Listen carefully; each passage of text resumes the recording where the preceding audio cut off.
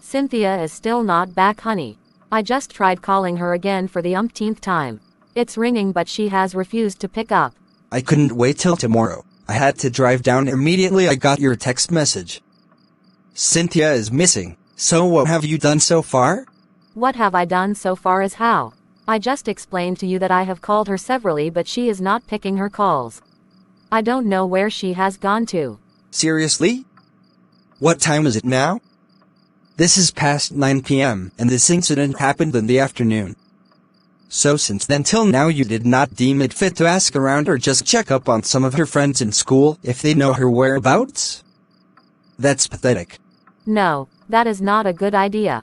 That would be exposing our daughter, and I wouldn't want that. People shouldn't meddle in my family business. Such nosy people. Are you even listening to yourself?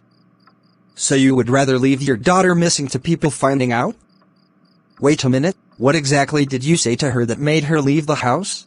I scolded her, or should I have rubbed her on the head and say good job? I scolded her on how she has brought shame to this family, and I also told her to get out of my sight, that she disgusts me. That was the little I said. Little you say. I see, she simply followed your instruction. I am highly disappointed in you, honey. That was too harsh. You are a mother, for crying out loud. You ought to know that handling such matters requires caution. You have only succeeded in hurting that child more. What if she hurts herself or do anything rash? Don't you know her condition? Did you even stop to think of the consequences of your actions? Cutting off the head is not the solution to headache. Oh, come off it. She would be back. I've been praying for her. Well done, oh, prayer contractor. It's not just about prayers. What happened to the place of love? She would still be in the house if you had lovingly addressed the situation. I would be going out to look for my daughter. I don't understand. Why do you talk like an unbeliever? Besides, are you condoning her bad behavior? It seems to me you have endorsed this shameful act of hers. Where would you be looking at for her? I don't know. But I wouldn't just sit down, fold my arms and do nothing. I am a responsible father. Dad, where exactly are we driving to? I don't have it figured out, son. I guess I'll just check on some of her classmates perhaps. She might just be with one of them.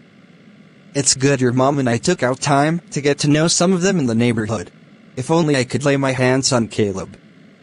I would rip him off for taking advantage of my sister. I'm sure his parents bundled him out of town in order to cover his tracks. We would deal with that later. Your sister's safety is paramount to me at the moment. Jason, what baffles me is that Cynthia had to confide in Mrs. Lawson and not we, her parents. Are you for real, Dad? How could she have? You and Mom don't make room for such conversations. You literally know nothing about us, whether we are going through stuffs or not.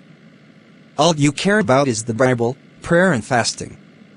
Jason and Cynthia, have you observed your quiet time today? Did you remember to observe your weekly fast last Wednesday? Are you sure you have prayed about that matter? These are some of the stuffs you ask us. You didn't even consult with us before whisking us off to another school. We are not zombies, Dad, we also have feelings. You don't even know what we are involved in at school or our likes and dislikes. That's deep, son. We are hurting, Dad.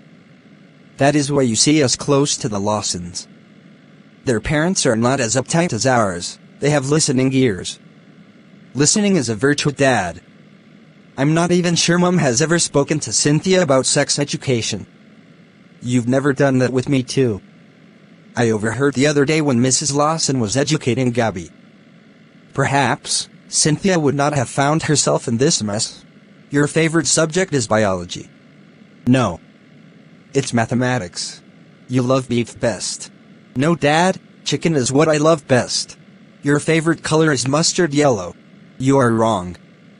It's sea blue. You are in the volleyball club at school. That was at the former school. I thought you still enjoy volleyball. Not anymore. I'm so sorry, son.